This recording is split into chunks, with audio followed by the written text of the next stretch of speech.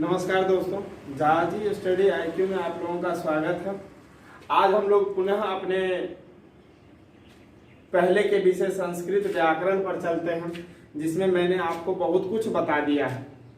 उसमें क्या क्या मैंने आपको बता दिया है शायद आप लोग समझ भी गए होंगे। मैंने आपको 3 धातु रूप बताए, कारक पूरा खत्म किया, वर्ण को पूरा खत्म किया, संधि में स्वर संधि मैंने पूरा खत्म किया। ठीक है, स्वर संधि मैंने पूरा खत्म किया, स्वर संधि के जितने भी भेद हैं वो मैंने आपको बता दिया। आज मैं आपको फिर शब्दरूप भी बताया, एक बालक शब्दरूप। आज मैं आपको पुनः पहले धातु रूप के चौथे लकार, जो क्या है विधिलिंग है, धातु रूप का चौथा लकार जो विधिलिंग है, उसके बारे में मैं आपको बताने जा रहा हूं। तो धातु विधिलिंग अर्थात विधिलिंग कहता है, यहाँ पर देखिए चाहिए लगा लिखा हुआ है, कहता है जिस वाक्य के पीछे चाहिए का प्रयोग किया गया हो, जैसे उसे जाना चाहिए, रमेश को पढ़ना चाहिए, सुरेश को खाना चाहिए, मोहन को दौड़ना चाहिए, ऐसा कोई शब्द लगा हुआ रहता है तो हम उसमें किसका प्रयोग करते हैं? विधिलिंग का प्रयोग करते हैं। किसका प्रयोग करते हैं? विधिलिंग का प्रयोग करते हैं। ठीक है, तो उसी प्रकार मैंने यहाँ पर उसके रूपों को लिख दिया है कि किस पुरुष में किस वचन में किसका प्रयोग किया जाएगा।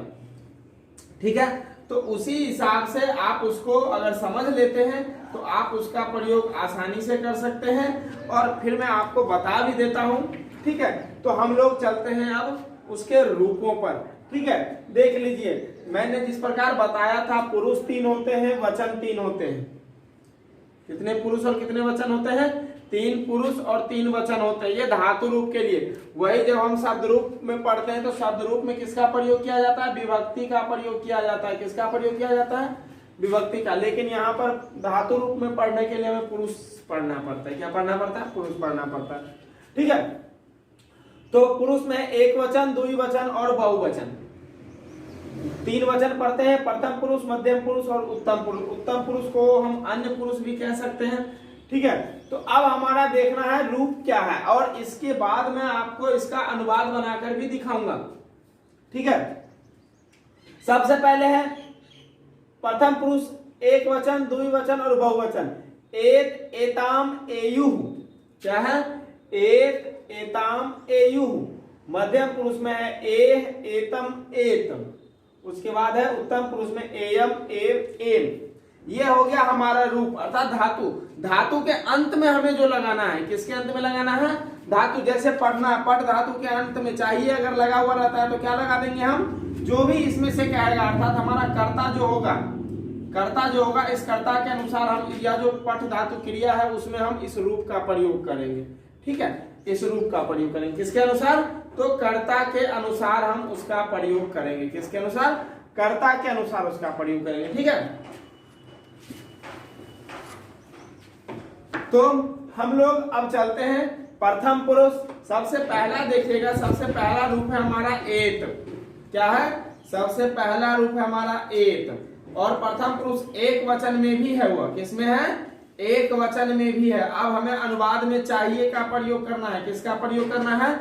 चाहिए का प्रयोग करना है। ठीक है, तो चाहिए का प्रयोग करने के लिए हम एक अनुवाद देखते हैं। कहता है रमेश को पढ़ना चाहिए। मैंने आपको पहले ही बताया था, प्रथम पुरुष में हम नाम का भी प्रयोग कर सकते हैं। वह हो गया, वे लोग हो गया, उन सब को हो गया, उसका हो गया, इस सब का प्रयोग हम प्रथम पुरुष एक वचन में, एक वचन से लेकर बहुवचन तक में हम कर सकते हैं। ठीक है, तो सबसे पहले हम चलते हैं एत पर, अर्थात प्रथम पुरुष एक वचन। प्रथम पुरुष एक वचन। ठीक है, प्रथम पुरुष एक वचन का एक अनुवाद हम देखते हैं। एत में कहता है रमेश को पढ़ना चाहिए। रमेश को पढ़ना चाहिए। ठीक है, अनुवाद कोई टफ नहीं है, सिर्फ हमें धातु में रूप लगाना है और कुछ नहीं करना है। रमेश को पढ़ना चाहिए। ठीक है, अब ये रमेश है अर्थात कर्ता है, पढ़ने वाला। यहां भी देखिए पढ़ना ही क्रिया हो रहा है। यह हो गया क्या? कर्ता हो गया। क्या हो गया? कर्ता हो गया। पढ़ना क्या हो गया? क्रिया हो गया। ये क्या हो गया? सहायक क्रिया हो गया। क्या हो गया? सहायक क्रिया हो गया। ठीक है, अर्थात इस सहायक क्रिया को किसमें जोड़ना है? हमें इस क्रिया में जोड़ना है। किसमें जोड़ना है? क्रिया में जोड़ना चाहिए। तो देख लीजिए, रमेश का प्रथम पुरुष एकवचन क्या हो जाएगा, रमेशः हो जाएगा। क्या हो जाएगा, रमेशः हो जाएगा। पढ़ना का क्या होता है, पठ होता है। ठीक है, पठ होता है। अब हमें इसमें रूप लगाना है। क्या लगाना है, धातु का रूप लगाना है। पठ धातु है, इसमें हम प्रथम पुरुष एकवचन का प्रयोग करते हैं। क्या है, एत है। तो क्या हम ऐसे लिखते हैं, पठेत। ये हमारा शब्द क्या हो जाएगा, गलत हो जाएगा। हम एत ऐसे नहीं लिखते हैं, हम इसमें ही हम पठेत इस प्रकार लिखते हैं, रमेशः पठेत। क्या, रमेशः पठेत। एक चीज और देख लीजिए, यहां पर कहता है रमेश को पढ़ना चाहिए। किसको पढ़ना चाहिए, रमेश को पढ़ना चाहिए। तो हो गया रमेशः पठेत, ये हो गया हमारा एक वचन। ठीक है, अब हम चलते हैं किस पर, द्विवचन पर। किस पर चलते हैं, द्विवचन पर। ये था हमारा एक वचन। ठीक है, द्विवचन, प्रथम पुरुष द्विवचन। ठीक है, प्रथम पुरुष द्विवचन है तो उन दोनों को पढ़ना चाहिए, पढ़ना चाहिए। या हम नाम का भी प्रयोग कर सकते हैं, रमेश और सुरेश को पढ़ना चाहिए। ठीक है, नाम का भी प्रयोग कर सकते हैं, दिक्कत नहीं हो। उन दोनों को पढ़ना चाहिए। अब उन दोनों के लिए हम किसका प्रयोग करते हैं, तयो।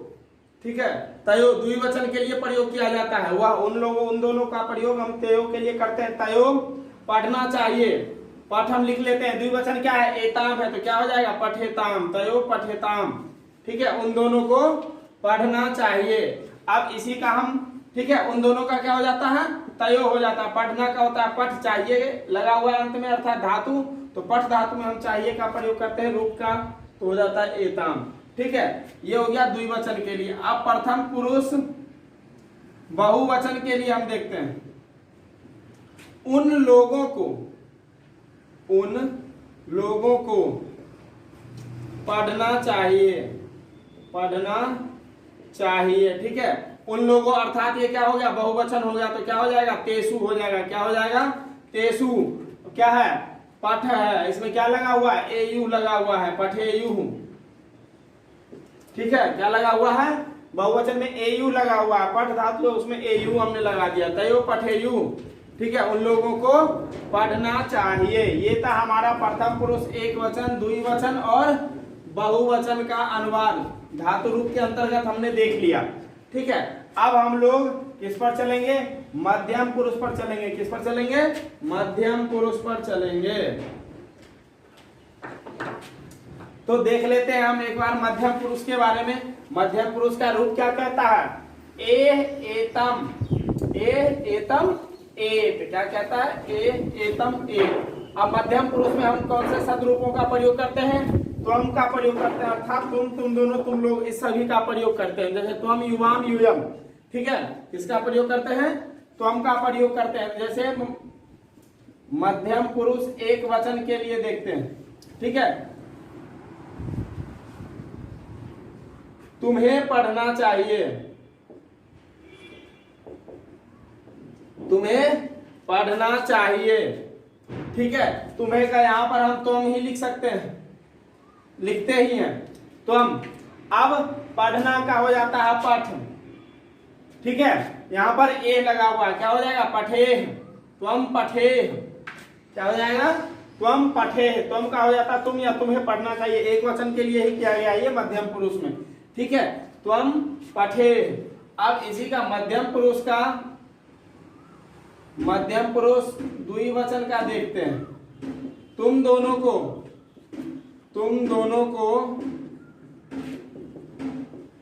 पढ़ना चाहिए।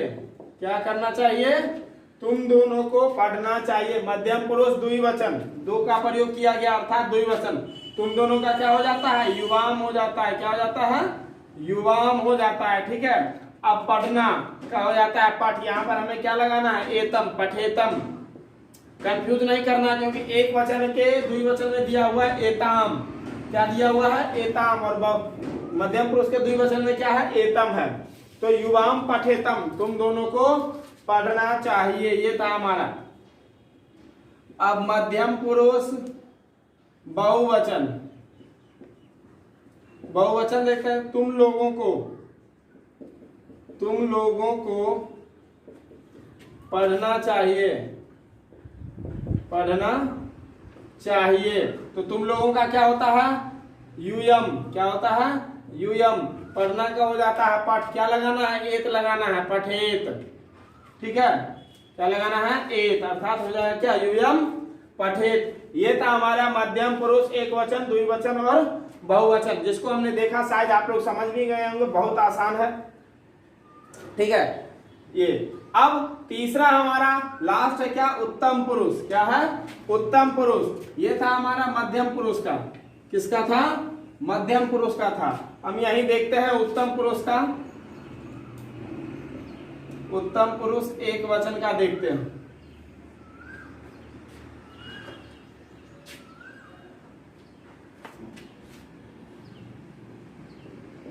मुझे पढ़ना चाहिए, मुझे पढ़ना चाहिए, मुझे तृतीया विभक्ति एक वचन क्या होता है, माया, उसके साथ क्या लगाना है, पठ है, पठ, इसमें क्या लगाना है, एयम, क्या हो जाएगा, पठेयम, क्या लगाना है, माया पठेयम, मुझे पढ़ना चाहिए, क्या करना चाहिए, मुझे पढ़ना चाहिए, ठीक है। अब उत्तम पुरुष द्विवचन, उत्तम पुरुष द्विवचन, हम दोनों को पढ़ना चाहिए, हम दोनों को पढ़ना चाहिए, हम दोनों को पढ़ना चाहिए, हम दोनों, हम का क्या होता है, आवाम, आवाम, पढ़ना का होता है पठ, क्या लगाना है, एव लगाना है, पठेव, आवाम पठेव, आवाम पठेव, ये द्विवचन, उत्तम पुरुष द्विवचन। अब उत्तम पुरुष का बहुवचन देखते हैं, उत्तम पुरुष का बहुवचन देखते हैं, हम लोगों को, हम लोगों को पढ़ना चाहिए, वयम, हम लोगों का बहुवचन हो जाता है क्या, वयम, पढ़ना का हो जाता है क्या, पठ, और हमें यहां लगाना क्या है, एम लगाना है, पठेम,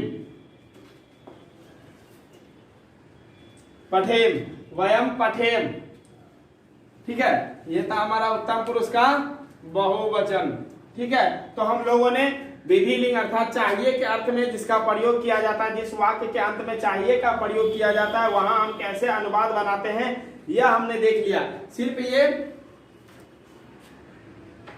छोटा सा एग्जाम्पल था ये जो मैंने आपको बतलाया, इसके अनुसार आप बड़े से बड़े अनुवाद को आसानी से बना सकते हैं। क्यों, क्योंकि मैंने सिर्फ यहाँ पर पठ धातु के बारे में बताया, आपको गम धातु के बारे में बताया जाएगा, भू धातु के बारे में बताया जाएगा, इस सब से अनुवाद आपको रहेगा, तो आपको कंफ्यूजन नहीं होगा, ठीक है। जिस प्रकार हमने पठ धातु में सभी धातु के रूपों को लगाया, उसी प्रकार सभी धातु के रूपों, सभी धातुओं में उसका रूप का प्रयोग किया जाएगा।